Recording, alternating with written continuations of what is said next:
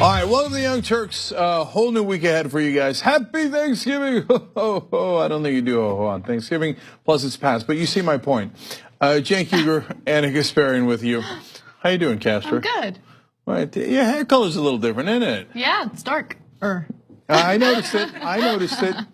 I think males are supposed to notice things like that. Yeah, I mean, I wouldn't be upset if you didn't. But yes, okay. I tried to go back to my natural color. All right. It's not quite there yet, but it'll get there. All right. God bless. Okay. So we have 1,000 stories for you guys, and we've got families being tear gassed at the border. You know that's coming up. But a lot more than that as we go forward in the show today. Ukraine and Russia are at war. Sure, you got it. Climate report. You think the Trump administration trying to sneak it in on Friday is going to work? Wrong. Not going to work. We're going to cover it. Okay, but before we do any of that, I want to basically follow up on something that I was doing all weekend, which I rather enjoyed, and now there's even better updates and bigger updates. So we've been doing this tyt.com/amplify program where we're trying to get our message out to the rest of the media. So far, excellent success, and I want to thank a number of people that participated. And I've been saying this all weekend. Vanessa Brew got the package for Laura Ingraham and her team, and then we got a call from Laura Ingraham and her team asking us to be on Fox News. Fascinating. So Vanessa, you're awesome. Thank you. And then we also had Sean Christopher buy a package for Reliable Sources. Guess what? I was on Reliable Sources this weekend. So amazing success already, and thank you guys for being involved. Of course, always impossible to tell if it's exactly because of that, but hey, we started the program and already this is rolling in, and you guys are amazing. So I want to give you the latest updates since the last one I did on Sunday. Jared DeSafi bought a package for CBS this morning.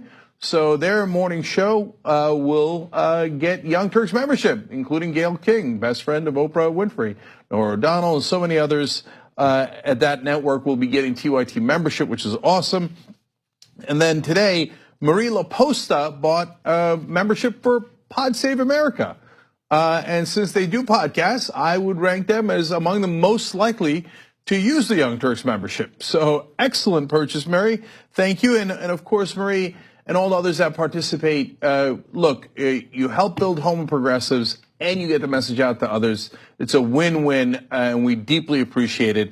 And then later today, that was in the Pod Save America was in the morning, and a little bit later, The View, which was a giant package because they have a giant show with a huge staff, bought by an anonymous viewer of TYT. So The View, including Whoopi Goldberg and all the others, will now get Young Turks membership. So I look forward to them listening to that and hopefully at least understanding the progressive point of view. Now, here's a fun thing. We added some folks now to tyt.com/amplify. So Hardball with Chris Matthews. Well, given what they have, some of the segments they've done in the past, I think they could be helped with a membership to a progressive outlet. Look, we're perfectly aware, and we've been honest with you guys about it. Do we know that Chris Matthews is going to open up the package and start listening every day? Of course we don't know for sure. Of course we don't know, right? On the other end, is there a chance? Yeah, because we'll be sending it to him.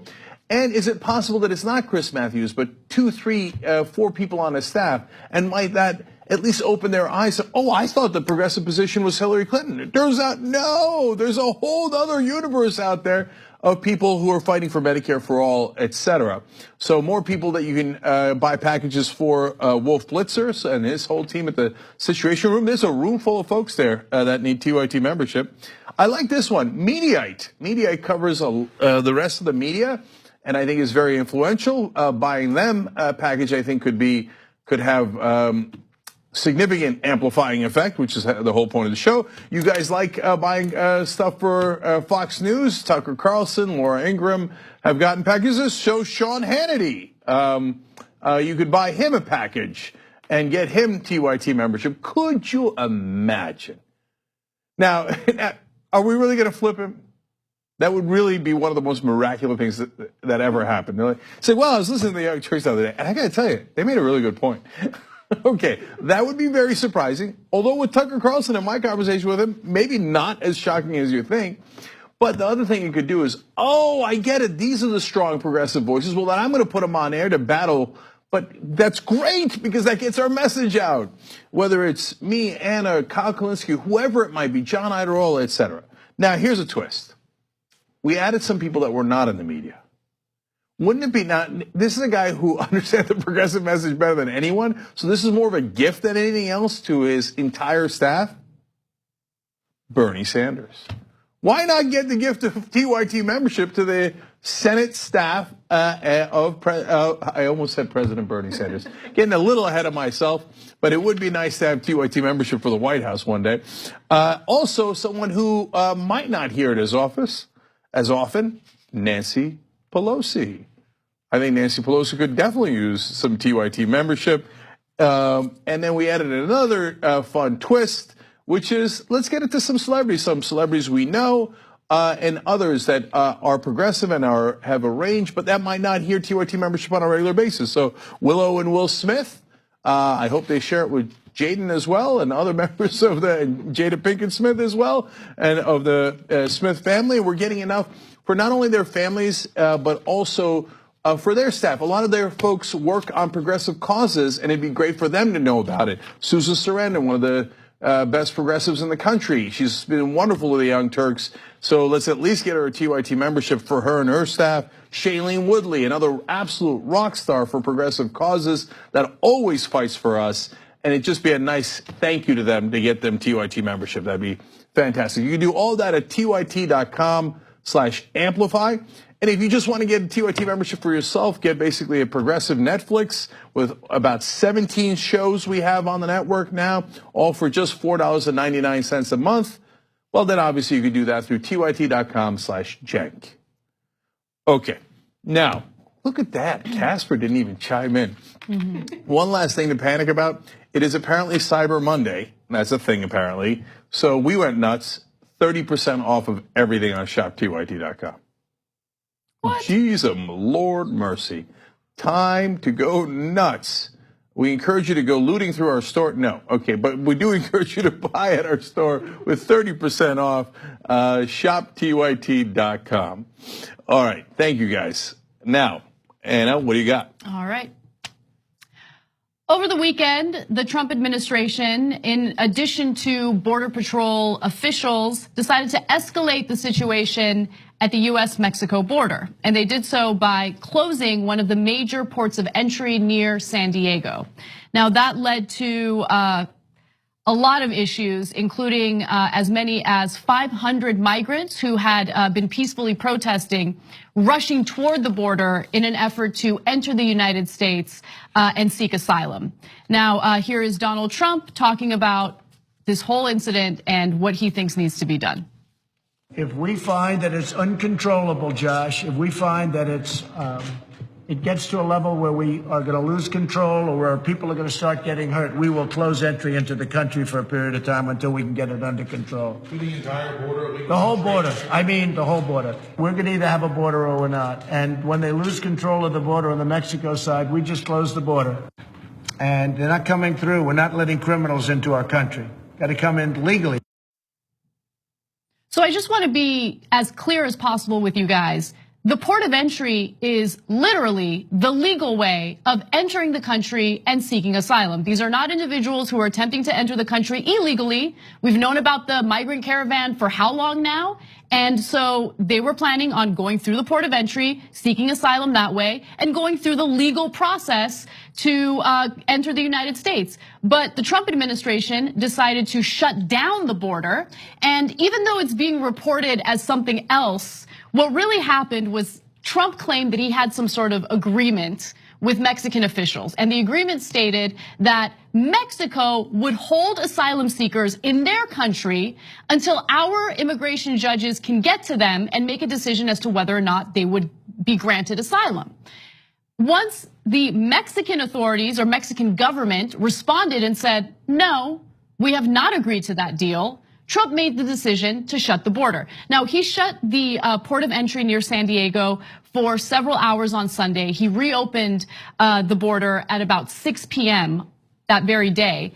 But this is ridiculous because all it's about is trying to prevent anyone from coming into the country, whether it's legally or illegally. Well, the second thing that it does, and I don't know if they intended this consequence or not, is that it causes great frustration for the people who are seeking legal asylum through a legal port of entry. And so they've been in, some portions of the caravan have been in Tijuana for 10 days now, and they're living in squalid conditions in a sports center there that got, converted into this when that's not the main purpose of it. It could at most hold 3,500 people, but it's holding 5,000 people. So as that frustration built up, well, that's when a very few percentage of the folks in that caravan decided that they were going to try to run for the gate. And one of the witnesses said that the rumor was that the U.S. would open the gate for them, and then that's why they went to the gate.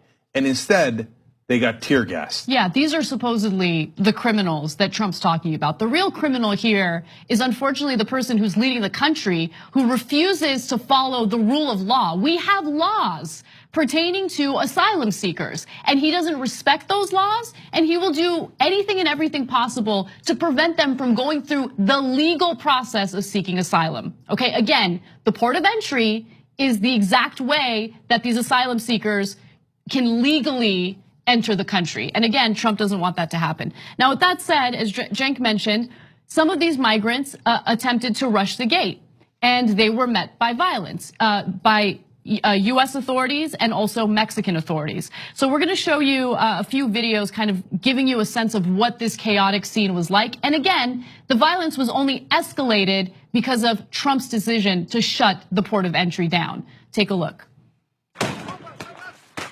So they're being met with tear gas. They're obviously running away. And all of these people have been very clear about the reasons for seeking asylum. They're not the criminals, they're the ones running away from the criminals. And after going through this treacherous, terrain, travel to try to get to the United States and enter the country in a legal way, hearing that the border has been shut down, of course they're gonna be frustrated, they're gonna be angry. And so a few of them had apparently thrown projectiles at Border Patrol agents. And Kirstjen Nielsen, the Secretary of Homeland Security, released a statement saying this, let's go to graphics 27. As I have continually stated, DHS will not tolerate this type of lawlessness and will not hesitate to shut down ports of entry for security and public safety reasons. Yeah, look, I don't know if I even believe that anyone threw anything. So in these type of situations, there's always conflicting reports, and there's people saying that, look, we've been waiting to go through the whole time, and then they shut the wall down. I think 39 people, roughly, that's the count, trying to get past the gate out of the 500 that were seeking asylum on that day, out of the 5,000 that are in the sports center in Tijuana. So it's a tiny percentage that got frustrated. And that's why I wonder, like, if the frustration is on purpose. It might not be. It might just be that Trump wants to slow them coming into the country by any means possible. Or it might be they think, well, we said they'd rush the gates, and so maybe if we bottle them up long enough, somebody will rush the gates, and then we'll have the video and the pictures that we wanted. We could show on Fox News all day long and go, aha, the infestation. Okay, and then you get the Department of Homeland Security to say, yeah, they threw something, we think. And now we tear gas the hell out of them. Did you pay attention to see if it was all males or if there were some women and children there? Who cares? And then that's why you see the picture that you did of the mom with the kids running away from the tear gas in terror. So apparently that's what we're doing in America now. So it could take months to a year in order to finally get your day in front of a judge as an asylum seeker, to make your case and have a judge make a decision as to whether or not you're granted asylum. And so I understand the frustration that some Americans are feeling regarding the number of migrants that are seeking asylum, the number of people who are trying to come into the country. It absolutely is a crisis, and the backlog is serious. But again, we keep trying to deal with the symptoms of a larger problem. Why are there so many asylum seekers? Why are they trying to come into the United States, and why are they seeking refuge here? Okay, are there possibly US foreign policy US foreign policy, has there been US foreign policy in the past that has actually exacerbated this problem? We never have a conversation about that, right? The drug war, how is it helping cartels and gangs in Central American countries thrive? Is there something that we can do to take the power away from them so they're not as powerful as they are in these countries like Honduras, for instance? What can we do as Americans, and what can politicians do as leaders to help alleviate this problem so people aren't rushing into the United States seeking safety? So there's two schools of thoughts on this. One is the conservative Fox News school of thought, which is, oh, so are you trying to blame us? Like it's our fault? Yes. Yeah, okay, and now the other school of thought is, yeah, look, if you want the mass immigration to stop, let's look at the root cause so that we can help you and the whole country and the people that live in those countries as well get to an answer so they're not constantly trying to come into the United States.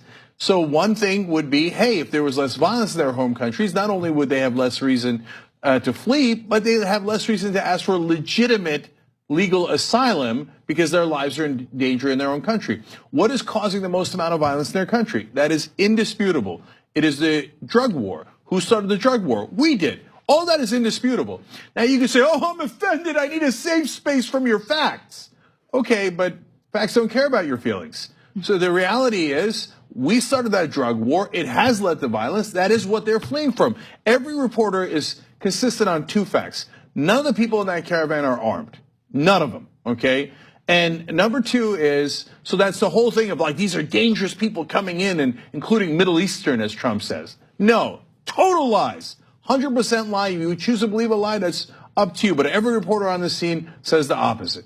The second thing is, they are all running from violence. One witness, one of the people seeking asylum says, look, they're trying to initiate me into a drug gang. So if I stay, I either have to become part of this violent gang or I might be murdered for not joining the gang. So what am I gonna do? I packed up my kids and I ran. What am I gonna do, right? You can say, blah, blah, blah, blah, blah, blah. I don't wanna hear that it's anyone else's fault. I like when Fox News blames the brown people, okay, and scares me. Well, okay, that's a choice you're making about your feelings, but they are not connected to the facts. If you want to solve the real issues here, both for their sake and our sake, you will look at the root cause of the problem.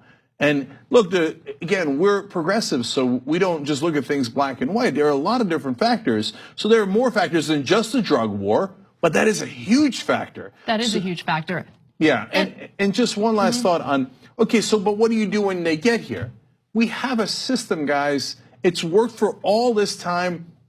I know conservatives are frustrated by it because they think, well, you know, somehow people enter the system. But those that entered the country, what they would say illegally and undocumented, and now we have over 10 million people in the country that are undocumented. Yes, but they did not seek, those folks, the overwhelming majority of them did not seek legal asylum as these people are. They did not come in a giant caravan that you could see from anywhere. Yes, some of them stuck into the country, maybe for similar reasons, maybe to get a job, etc. But these folks in particular, they've got you the most worried about, are the ones doing it the most legal way. And yet we still tear gas them. I mean, what Trump is essentially doing is encouraging people to enter the country illegally, right? If you shut down ports of entry, when people are desperate and they're trying to protect not only their own lives, but also their children's lives, you think that Trump shutting down a port of entry is gonna stop them from trying to enter the country illegally? Again, these people were trying to enter legally. They were going through the legal process to seek asylum. Trump prevented that from happening. But I just wanna ask Americans in general, but also in particular Trump supporters, aren't you tired of being lied to at this point? Because he lies over and over again. A federal judge literally just blocked his efforts to bar migrants from seeking asylum if they've entered the country illegally. A federal judge deemed that unconstitutional because it's something that needs to be decided by Congress. And now he's decided to just shut down a port of entry because he wanted to throw a temper tantrum over his inability to negotiate a deal with Mexican officials. Okay. And again, to Anna's point, his lie about it. He said, oh yeah, Mexico agreed to this. And they asked the president-elect, did you agree to this? And he's like, no, I didn't agree to that. He just makes things up nonstop. And he made up that there was Middle Eastern in the caravan. He made up that they were dangerous and had, all sorts of nefarious people in the caravan. But the caravan is so slow moving and so obvious. The reporters just went and asked all the people in the caravan, etc. They're like, there's no Middle Easterns here. No one's armed. No one's dangerous. Right. And what are you guys going to do? Well, we're in a giant caravan because we're going to go seek asylum. If we wanted to sneak in, we wouldn't be in a giant caravan where you could all see us. But logic does not penetrate the conservative mind. One final thing that I do want to add is that the upcoming fight pertaining to immigration also includes whether or not the government will be funded. So Trump is arguing that he will not sign any legislation to fund the government if Congress doesn't appropriate the funds necessary for the border wall. So that could cost about $22 billion. That's actually a low estimate. There are some estimates up to $70 billion. So something to consider moving forward. For Trump, this is not about immigration. If he genuinely cared about undocumented immigration and stopping it, maybe he would focus on people who overstay their visas, because more than half of immigrants who are undocumented come into the country with a visa and they overstay their visas. But this whole border situation is visual. The one thing Trump is good at is marketing, and he understands that humans are monkeys, and we respond to the visual effect of what's happening at the border right now. There's about 6,000 migrants seeking asylum. Okay, about 500 of them have already made their way to the border. That is not the heart of the immigration issue. The heart of the immigration issue is the inaction of Congress, their inability to pass any type of immigration reform, okay? And just the fact that we as Americans keep getting distracted by a non-issue when there's a bigger problem to focus on. By the way, why are they not passing immigration reform? Because the overwhelming majority of the country actually wants a pathway to citizenship. And the Republicans say, well, that's inconvenient for us because our base hates those people. And so they don't want them to have a pathway to citizenship. So we're going to block it. And then they turn around and blame the Democrats. But wait a minute, you're the ones who clearly had control of Congress and the White House, and you didn't pass anything. Why didn't you pass anything? That's because you know how deeply unpopular it is in the country. So you just sat on your hands and let this crisis happen. And it happened on your watch while you controlled every lever of power in Washington.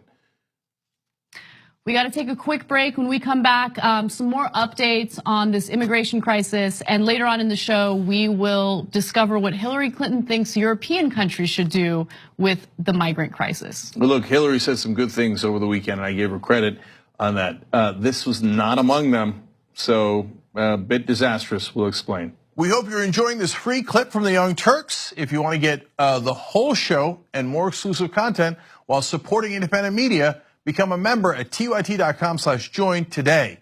In the meantime, enjoy this free segment. All right, back on the Young Turks, Cenk and Anna with you. Smooth writes in, Hannity needs an intellectual spine as well. How much is that? Well, that one we can't do anything about. We can get a Young Turks membership through tyt.com/amplify, but spine's not included. Meg writes, this is all members' comments. Meg writes, and this border violence is so terrible and unnecessary, it breaks my heart.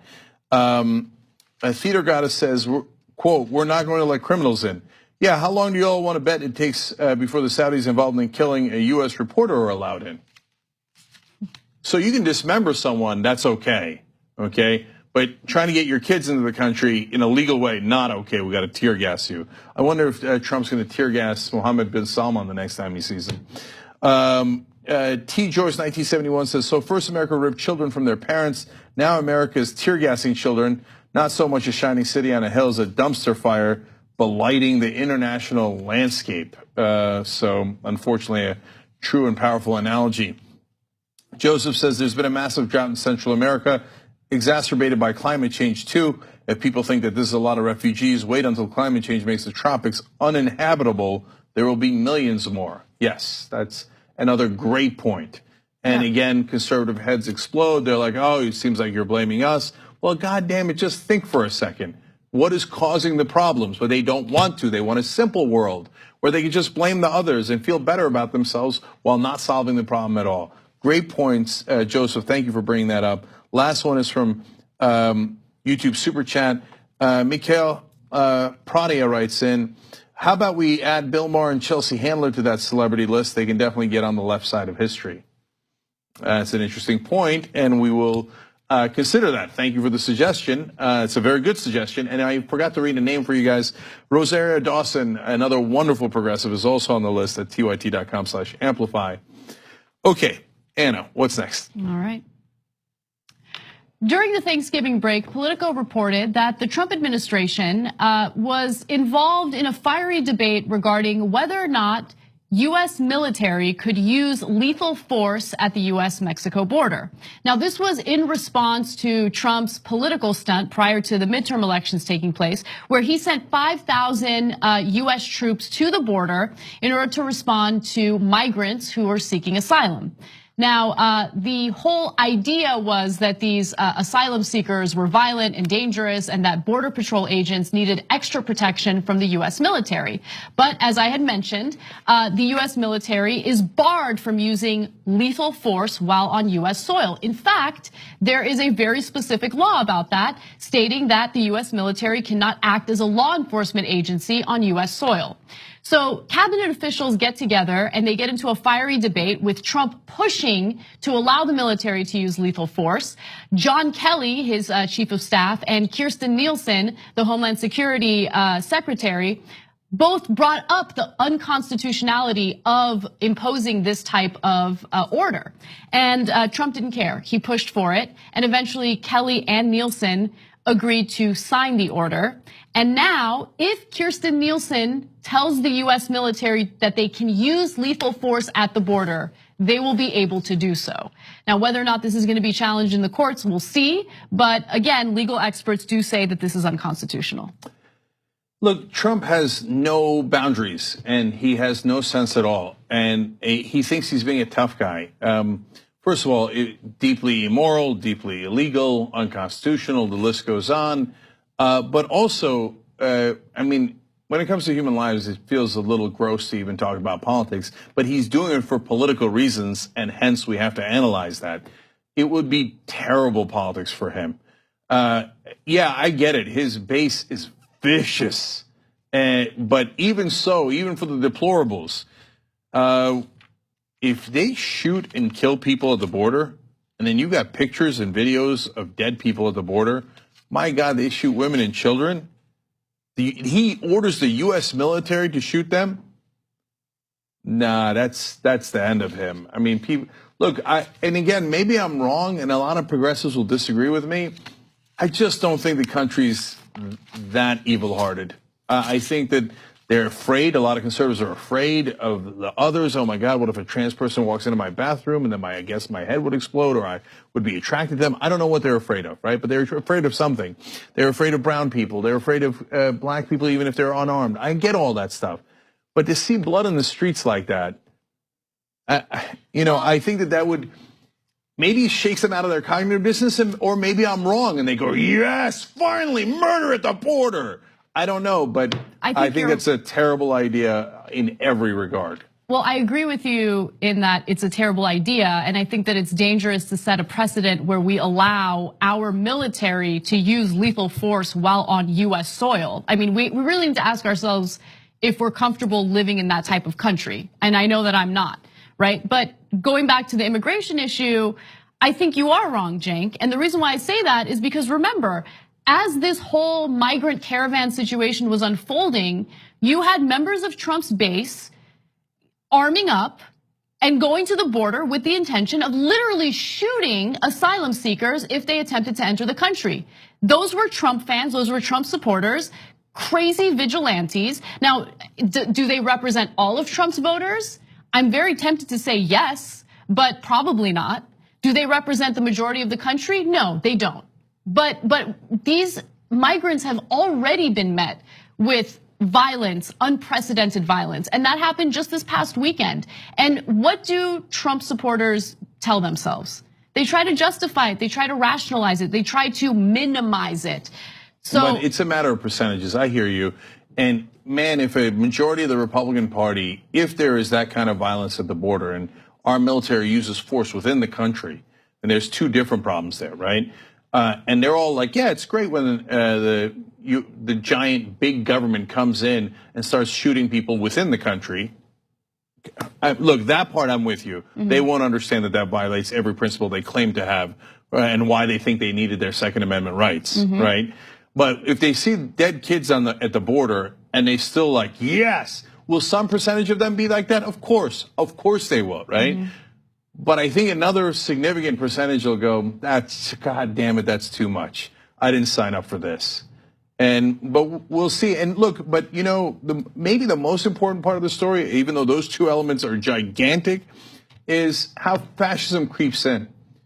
He gives an unconstitutional order. They resist in the beginning, but then they make justifications. Well, I do like my power, and well, I can maybe provide a check on Donald Trump if I'm still here. But if I don't follow this order, I'll be gone, and maybe he'll have a more unstable person and will be in worse shape. All those pretty little lies they tell themselves. Meanwhile, you're not much of a check on Donald Trump if you allow him to take that kind of unconstitutional action and have the military start, shooting from inside our borders. Then why were you there? I mean, that defeats the whole point of providing a check on Donald Trump. You guys aren't going to do a check on Donald Trump, okay? You're going to let him run roughshod, and once this stuff settles in, if there is not an incredible, I don't mean a public outcry, we've seen that 1,000 different times, but consequences in the voting booth, then you got to say, well, we got to get the monsters out. Otherwise, fascism becomes accepted, and we start shooting people like this at the border. And I also want to make note of what an unbelievable coward John Kelly is. So this is a man who fought for our freedoms, fought for our Constitution, right? Big military guy, tough guy.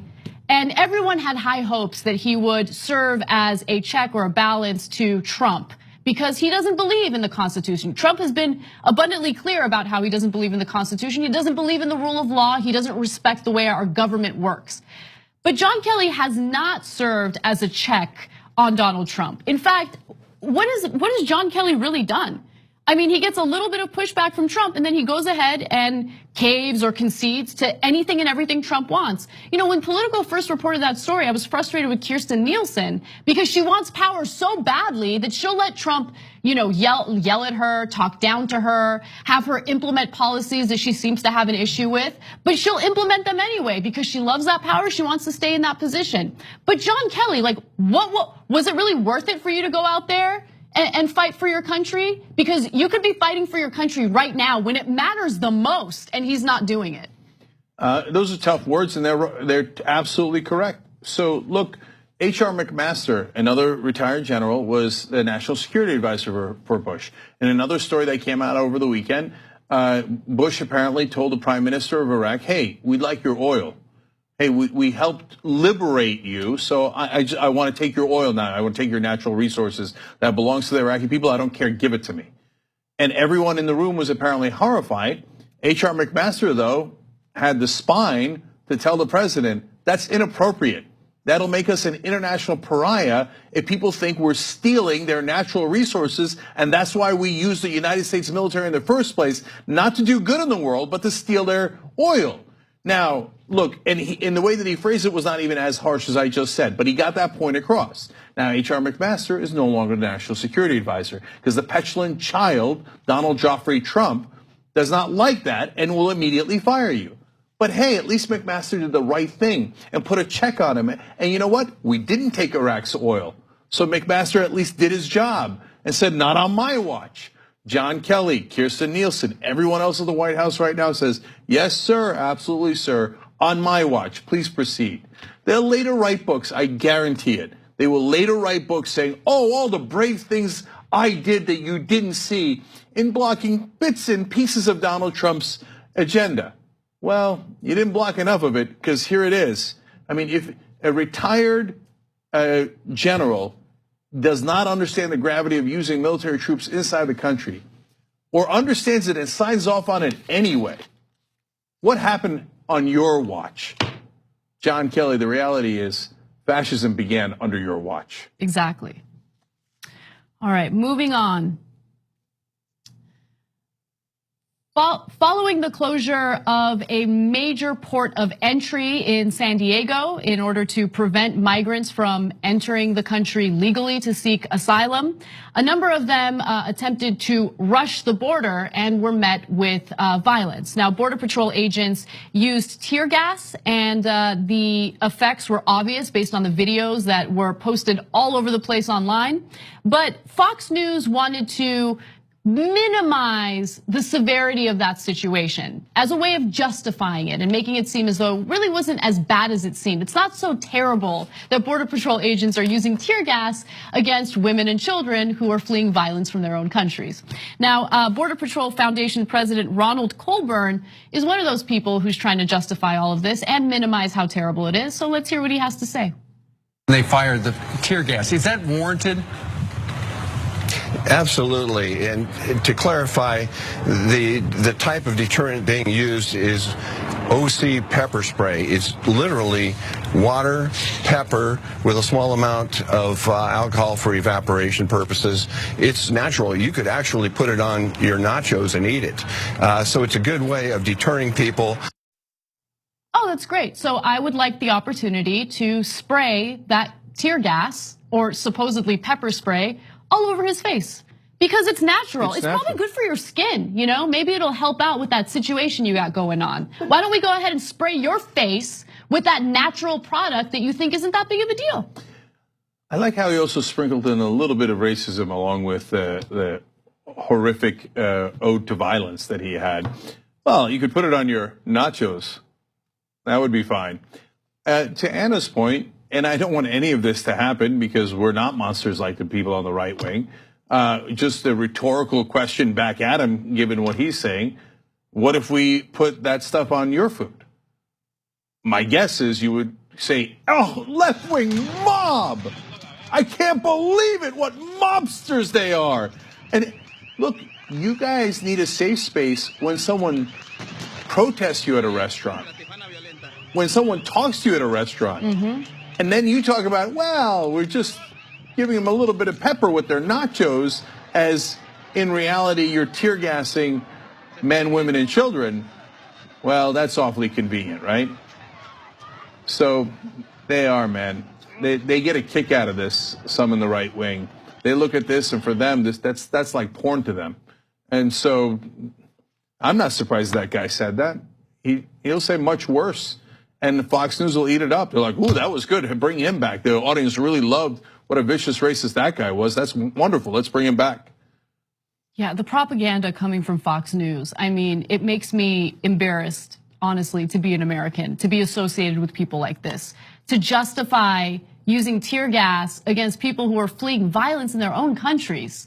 Like, I get the frustration, again, when it comes to immigration, the inaction by Congress, the backlog at the border when it comes to these asylum seekers. I understand all of that, and we need to find solutions to all of that. Using violence against them, not the solution that I'm looking for. Last thing on this, you know, on the show, we always talk about what if the shoe was on the other foot. So, hey, don't go to Tucker Carlson's house. You wouldn't like it if they went to Elizabeth Warren's house, et cetera, right? That's because we try to be decent people and think about, hey, no matter what the situation is, right wing or left wing, let's see if this is the right thing to do or not. For those guys, though, they never consider that the other people are humans that they could empathize with. So when we do that rhetorical trick that Anna just did, and say, okay, what if we tear gas you? He'd be like, how dare you? Why? Because he's a person. He's a human. Of course you can't tear gas him. That would be monstrous. And if the government did it, they'd be jackbooted thugs, and he'd have to grab his weapon and try to kill the government officials who tear gassed him, right? But when you do it to Latin Americans at the border, I hope they enjoyed it with their nachos. So, because they're not really humans, he doesn't care about them. That's how they view the world. And it's really profoundly disturbing. We got to take a break. When we come back, Hillary Clinton and her advice to European countries who have taken in large numbers of refugees. Her advice is terrible. I'll give you that little teaser.